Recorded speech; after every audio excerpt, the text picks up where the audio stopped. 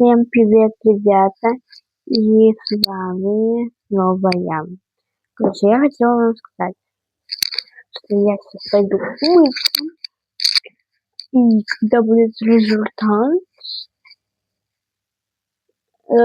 я переоденусь, я снова включу запись. Я помоюсь. Это видео я отправлю в YouTube, а потом я